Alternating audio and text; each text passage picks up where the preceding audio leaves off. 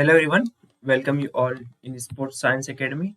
This is a virtual learning platform for physical education, exercise science, sports science lectures. तो आज के इस video में हम बात करेंगे cardiovascular system, the basics of cardiovascular system. तो आज इस हम वीडियो में before proceeding into the applied exercise physiology आज कुछ बेसिक्स के बारे में बात करेंगे कार्डियोवास्कुलर सिस्टम के। ओके, तो लेट्स प्रोसीड। तो कार्डियोवास्कुलर सिस्टम मेनली अगर हम बात करें so cardio means related to heart and vascular means the blood vessels which are supplying the blood towards the heart throughout the body. Okay, तो mainly cardiovascular system में क्या होता है, हमारा जो हार्ट रहता है वो ब्लड पहुंचाता है हमारी पूरी बॉडी में। ठीक है, it's like pumping motor which supplies blood to the body different part of organ. वो ब्लड पहुंचाएगा हमारे हर ऑर्गन में। और ब्लड क्या कैरी करता है, न्यूट्रिएंट्स कैरी करता है, ऑक्सीजन को कैरी करता है, गैसेस को कैरी करता है, कार्बन डाइऑक्साइड को कैरी करके रखता है और सारे न्यूट्रिएंट्स को कैरी करता है। ठीक है, अब हम जब एक्सरसाइज करते हैं तो ये ऑक्सीजन कैरी करता है हमारी वर्किंग मसल्स की तरफ, स्केलेटल मसल्स की तरफ। तो blood cardiovascular system consists of blood, okay, blood vessels and heart. ठीक है, तो अगर हम हार्ट की बात करें तो हार्ट की जो वॉल होती है बहुत ही स्ट्रोंग होती है। अगर वॉल की बात करें हार्ट की तो we can divide into 3 part. Okay, the first one is pericardium. Heart की वॉल की बात करें तो pericardium. The second one is myocardium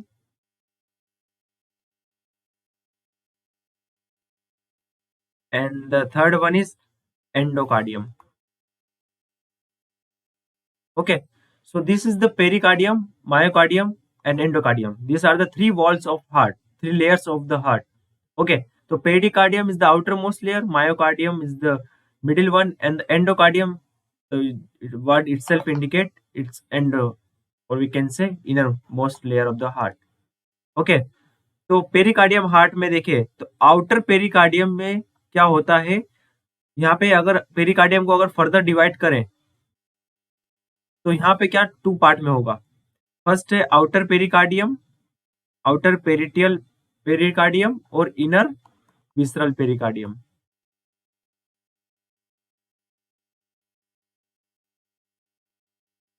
ठीक है, तो ये जो आउटर पेरिकार्डियम होती है ये आउटर फाइब्रस लेयर होती है। ये हार्ट की जो देखिए आउटर फाइब्रस लेयर होती है और जो इनर लेयर होती है वो सेरस लेयर होती है। ये फाइबर्स लेयर क्या करती है, हार्ट को प्रोटेक्शन प्रोवाइड करती है। ठीक है, तो ये हमारा जो आउटर लेयर है। और जो इनर विसरल है, इनर विसरल पेरिकार्डियम है, वो क्या बनी होती है, एपिथेलियल सेल से बनी होती है। It's a layer of epithelial cell, it's layer of epithelial cell. Okay, the next one is myocardium. Myocardium है लेयर की बात करें, it's the bulk of heart. Okay, it's the bulk of heart. Pumping action, ये इसका main function है, pumping action. जो major muscles का mass होता है वो मायोकार्डियम में होता है और it's bulk of heart and it's perform the action of pumping. तो इस लेयर में क्या क्या इन्वॉल्व होता है, contractile units of heart, pacemakers and conductive system, this things involve in the myocardium. And the last one is innermost is endocardium. Now proceed to the valves.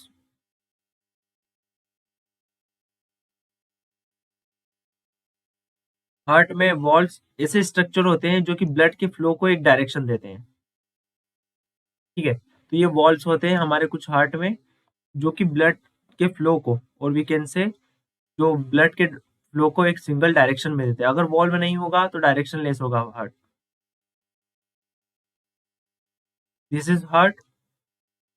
यहाँ पे कई तरह के हमारे वॉल्व्स होते हैं हार्ट में। तो यू कैन से यहाँ पे होगा एक वॉल्व, एक यहाँ पे होगा बिटवीन दिस अपर हार्ट, और वी कैन से आर्टियम और वेंट्रिकल के बीच में यहाँ पे 2 हमारे वॉल्व होंगे।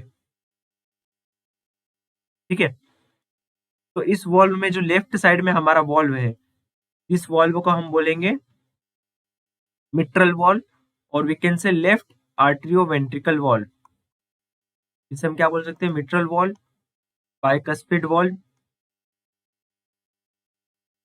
ठीक है, ये वॉल्व ऐसा होता है, टू फ्लैप लाइक स्ट्रक्चर होती है, क्योंकि अगर एक बार ब्लड यहाँ पे आ गया तो उसमें बैक साइड ना जाए, क्योंकि जब सिंगल बार यहाँ पे जो ब्लड आ चुका है, पंप हो चुका है आर्टरियम से वेंट्रिकल में, तो ये रिटर्न बैक ना जाए, इसलिए क्या होता है, ये वॉल्व क्लोज हो जाता है। आफ्टर ये ब्लड यहाँ पे आ गया है नीचे वेंट्रिकल में, उसके बाद ये वॉल्व क्लोज हो जाएगा, ताकि वॉल ब्लड का ब्लैक फ्लो ना हो जब वेंट्रिकल कंप्रेस करे, तो ये क्या हो, अरोट्रा से बॉडी की तरफ जाए, इसका बैक फ्लो ना हो, तो ये वॉल्व इसके लिए यहाँ पे रिस्पॉन्सिबल है। और राइट साइड देखें तो इसे हम बोलेंगे ट्राइकस्पिड वॉल्व। ठीक है, this is a tricuspid valve. अब यहाँ पे इसे ट्राइक्लिस्पिड इसलिए बोला गया है क्योंकि इसमें क्या होते हैं, थ्री वॉल्स होते हैं सिंगल, ये ऐसा स्ट्रक्चर होता है इसका। और यहाँ पे बाइकस्पिड में थ्रू फ्लैप लाइक स्ट्रक्चर्स होते हैं, टू। ठीक है, और यहाँ पे थ्री होते हैं ऐसे structures. Okay, so this is all about valves. Now proceed to the action of the heart. Okay, let's proceed to the some actions of the heart. Now heart perform various kind of actions. The first one is, let's talk about the actions of the heart.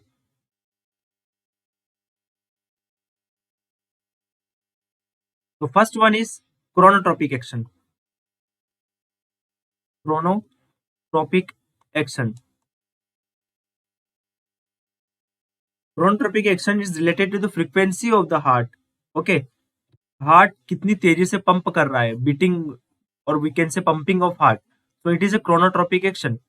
Okay, here if the heart rate is increases, okay, if heart rate is increases,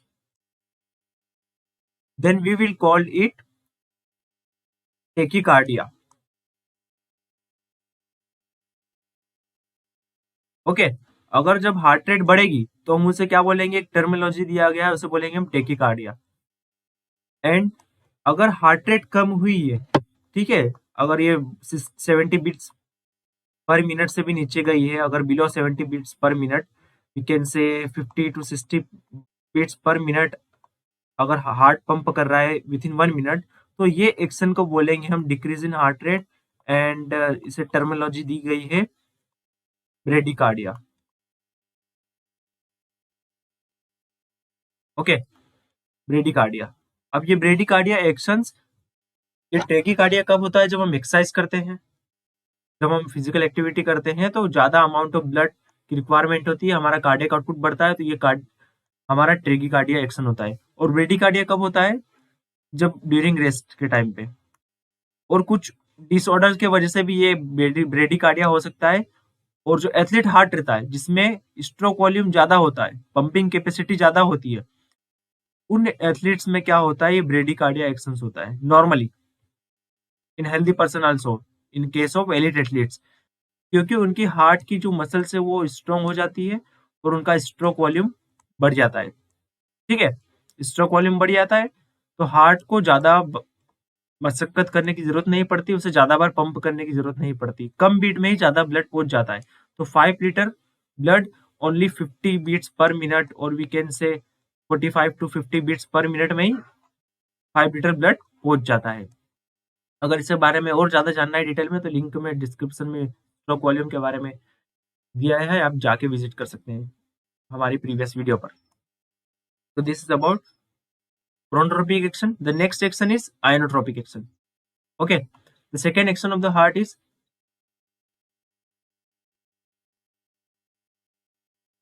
inotropic action. Inotropic action. Okay, अगर ये action की बात करें तो इसमें क्या होगा, force of contraction is related to the force of contraction. There is a two kind of inotropic actions. Okay, there are two kind of inotropic action. Force inotropic action means is the force of contraction of the heart. कितनी तेजी से, कितने forcefully हमारा heart contract कर रहा है, this force of contraction is related to inotropic action. Now, तो increasing in inotropic action और decreasing inotropic action, we can say increasing in the force of contraction or decreasing the force of contraction. So there is a two kind of inotropic action. First one is increase in force of contraction. Okay, increase in force of contraction. So when we perform exercise, our ventricle contract forcefully. जब हम exercise करते हैं, due to the sympathetic activation, जो sympathetic activation होता है उसके वजह से जो वेंट्रिकल का जो कंट्रेक्शन होता है वो क्या करता है, बढ़ जाता है. तो this is increase in ionotropic action, ताकि ज्यादा अमाउंट ऑफ ब्लड पंप हो सके, स्ट्रोक वॉल्यूम बढ़ सके. और second one is decrease in ionotropic action. तो this is decrease in ionotropic action. Usually जब हम रेस्ट में होते हैं उस टाइम पे क्या होता है कि हमारी बॉडी को कम अमाउंट ऑफ ब्लड की जरूरत होती है. उस टाइम पे जो आयोनोट्रोपिक एक्शन है वो कम हो जाएगा. The third one action is, अभी हमने दो एक्शंस की बात करी, ionotropic action and chronotropic action. The third action of the heart is dromotropic action. Okay, dromotropic action.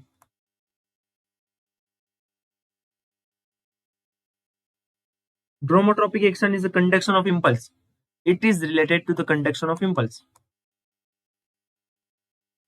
It is related to conduction of impulse. How fast our nervous system carries impulse to the ventricle, to the heart. So first one is increasing the conduction system, conduction impulse, increasing in the conduction of impulse. Or second one is decreasing the we can say the conduction of impulse. तो जब हमारे हाथ को activity कम करनी पड़ती है during rest, तो हमारा जो इम्पल्स है वो भी क्या होगा, जो जनरेशन ऑफ इम्पल्स रहेगा वो स्लो रहेगा, इम्पल्स का जो कैरिंग रहेगा वो स्लो रहेगा. But during activity, during physical activity, the impulse will be very faster, and during rest impulse will be slow and smooth. So this is due to the activation of sympathetic nervous system, and this is the due to the activation of, or we can say dominance of parasympathetic nervous system. ठीक है, तो जब हम rest में रहेंगे तो हमारा parasympathetic nervous system activated रहेगा. उस टाइम पे एक्शन से इम्पल्स का वो क्या रहेगा, स्लो रहेगा. While during parasympathetic nervous system, action of the heart will be increases, impulse will be increases. So the more amount of impulse will be carried, and faster the contraction of the heart will be, faster and stronger the contraction of heart, so that large amount of blood can transfer to the skeletal muscles during exercise. This is the dromotropic action. Okay, now proceed toward the blood vessels. Now let's talk about the blood vessels.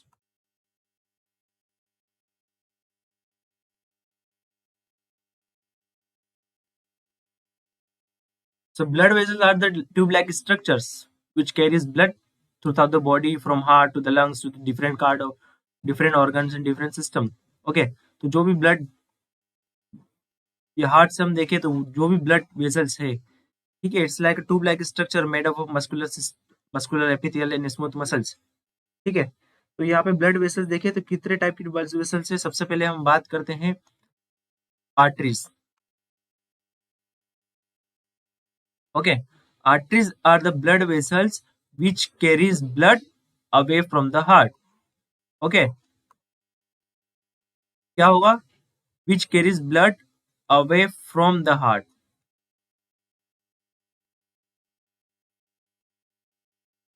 तो ये जो भी blood vessels heart से blood को लेके जा रही है उसे हम बोलते हैं आर्टरीज. ठीक है, don't be confuse. It not always carry oxygenated blood as in the case of arteries which carries, or in the case of we can say pulmonary arteries. Okay, जो कि ब्लड क्या लेके जाती है, लंग्स की तरफ लेके जाती है ताकि वो ऑक्सीजनेटेड हो सके. तो लंग्स की तरफ ब्लड वेसल लेके जाती है, वो क्या करती है, डीऑक्सीजनेटेड ब्लड को कैरी कर ले जाती है. तो appropriately we can say arteries are the blood vessels which carry blood away from the heart. Okay, so this is the arteries. Now arteries की जो कुछ layers होती है, आर्टरीज में जो लेयर्स होती है तो आउटर लेयर को हम बोलेंगे, सबसे आउटर लेयर को बोलेंगे हम tunica. Tunica adventitia. So this is the most outer layer of arteries. It's made up of connective tissue. इसका जो फॉर्मेशन है किससे बनता है? कनेक्टिव टिश्यू से बनी होती है ये।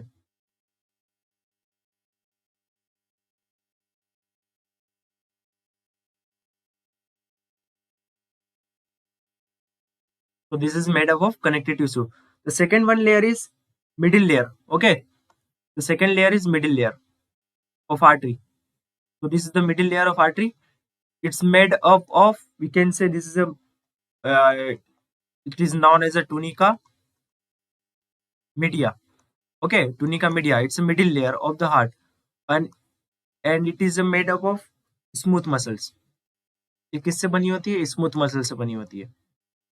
तो जब हमारा आर्टरीज का वेसो डायलेशन और वेसो कंस्ट्रिक्शन होता है, मतलब जब इसका डायमीटर कम या ज्यादा होता है, तो उसके लिए रिस्पॉन्सिबल है स्मूथ मसल्स। स्मूथ मसल्स क्या करती है?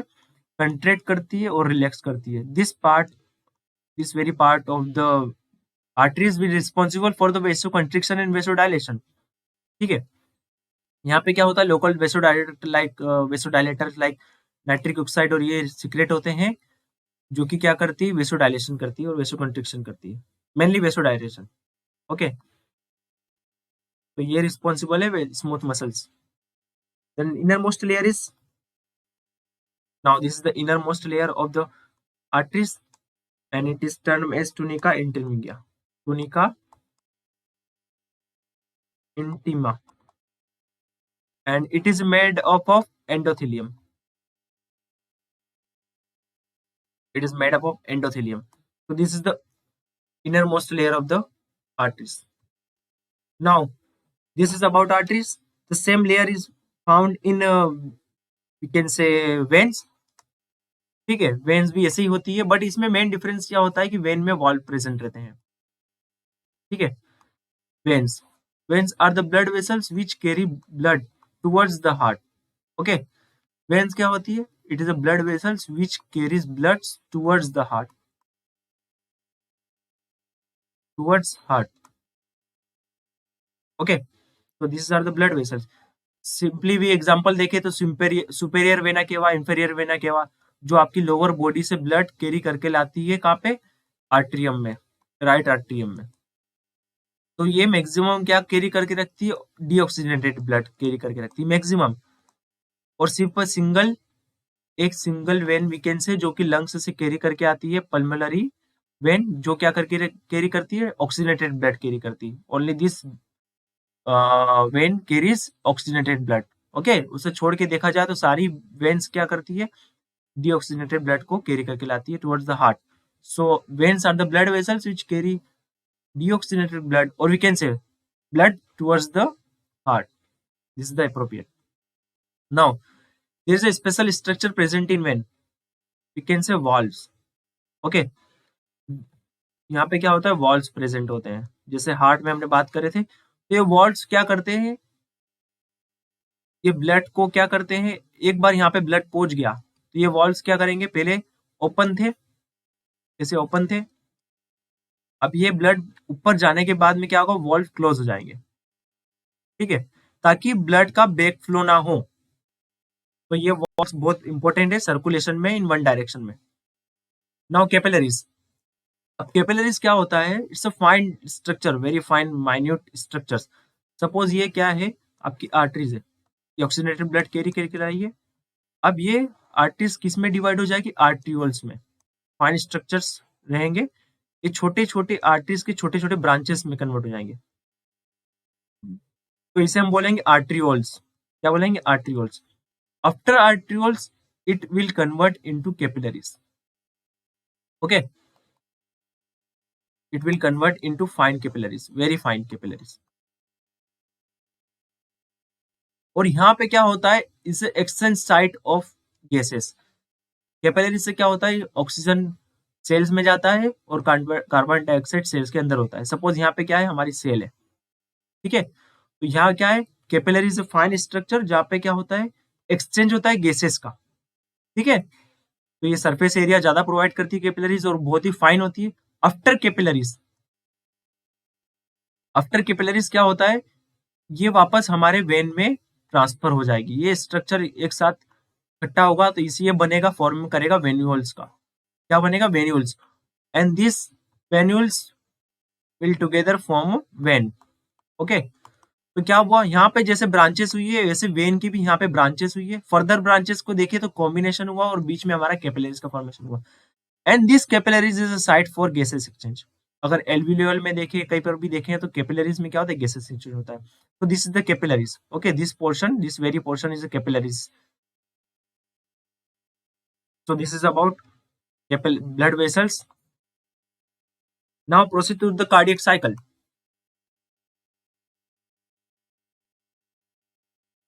Cardiac cycle. Okay.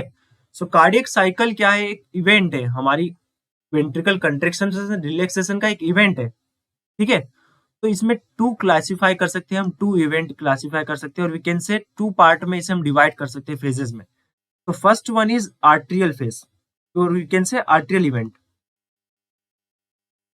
Okay, this is arterial event. And the second one is ventricular event. Okay, अब यहाँ पे क्या होता है, सबसे पहले आपको कार्डियक साइकिल जानने से पहले जानना होगा सिस्टोल और डायस्टोल क्या होता है। ठीक है, सिस्टोल डायस्टोल सिंपल, जब वेंट्रिकल और we can say heart contract होता है उस पीरियड को हम बोलते हैं सिस्टोल। ठीक है, जब ये कंट्रैक्ट होता है, कंप्रेस होता है ताकि ब्लड का फ्लो आउटसाइड हो सके, बाहर निकल सके। Suppose like a balloon, balloon में से जब आपको हवा निकालनी रहेगी तो क्या करेंगे, हम बलून को प्रेस करेंगे। तो this phase is systole.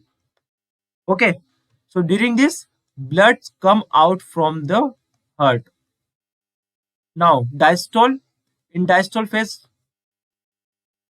Diastole में क्या होता है, ये फेज से वापस रिटर्न आता है, कंप्रेस्ड है अभी ब्लड, तो ये फेज से वापस रिटर्न आएगा रिलैक्स फेज में।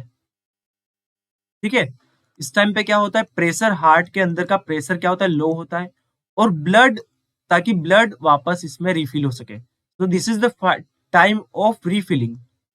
Diastole is the time of refilling of your heart. ठीक है, जो भी ब्लड बॉडी से वापस आया वेन से, उस टाइम पे क्या हो सके, हार्ट रिफिल हो सके और ब्लड इसमें गेदर्ड हो सके। तो diastole is the relaxing phase.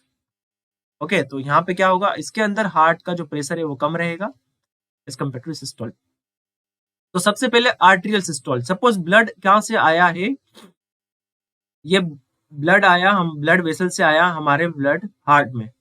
ठीक है, तो ये ऊपर का वेंट्रिकुलर है, वेंट्रिकल है ये, और नीचे सपोज ऊपर का आर्ट्रियम है, नीचे का वेंट्रिकल है। ठीक है, तो अब सबसे पहले क्या होगा, सबसे पहले क्या होगा, सबसे पहले ये हार्ट रिलैक्स होगा। ठीक है, हार्ट रिलैक्स होगा तभी यहाँ पे ब्लड का फ्लो, ब्लड अंदर आ सकता है। तो हार्ट के रिलैक्स को हम क्या बोलेंगे, arterial systole. First one is, हम किसी से भी स्टार्ट कर सकते हैं, सिस्टोल से भी, डायस्टोल से भी, किसी से भी स्टार्ट करते हैं। For the explanation I am just telling, first activity is arterial diastole, arterial diastole. तो इसका टाइम पीरियड कितना होता है, 0.69 सेकेंड का, और अप्रोक्सीमेटली वी कैन से 0.7 सेकेंड का। 0.7 सेकेंड का क्या होता है, आर्टेरियल डिस्टोल, डायस्टोल सॉरी। इस टाइम पे क्या होगा, ब्लड क्या करेगा, रिफिल होगा इसमें। ठीक है, अब एक बार ब्लड रिफिल हो चुका है, उसके बाद क्या होगा, ब्लड को क्या कर, ब्लड क्या होगा, इसके बाद क्या होगा, कंप्रेस, ब्लड को हमें नीचे पहुंचाना है। तो उसके बाद क्या होगा, आर्टेरियल सिस्टोल।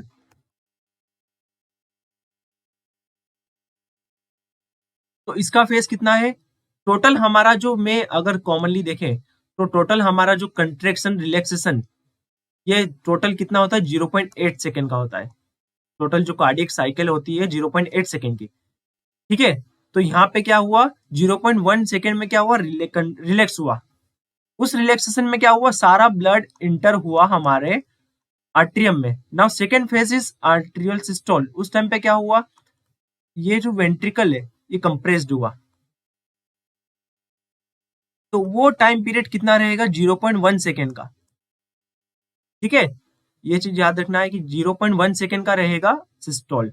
अगेन ये रिपीट होगा, ठीक है, ऐसा चलते रहेगा, ये सिस्टोल डायस्टोल, ये एक सिंगल चेन की तरह चलते रहेगा।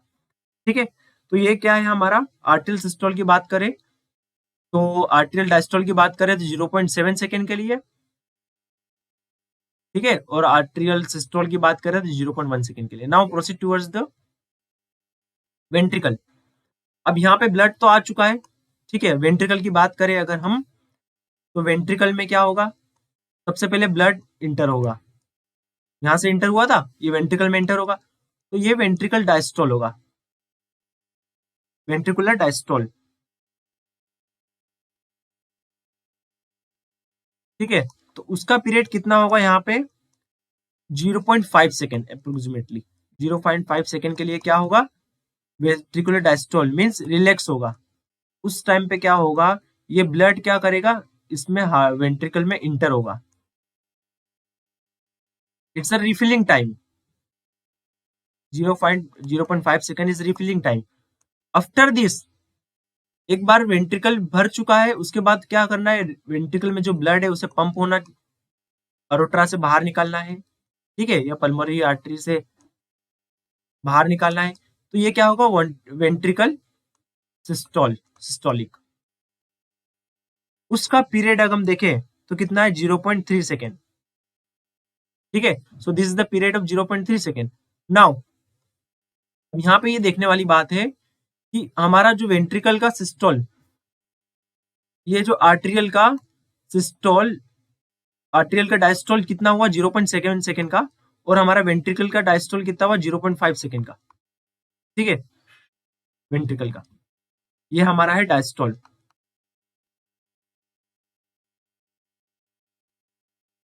ठीक है, सिस्टोल कितना है हमारा, आर्ट्रियल का सिस्टोल कितना है, 0.1 सेकेंड, और यहाँ पे कितना, आर्ट्रियल का सिस्टोल 0.3 सेकेंड,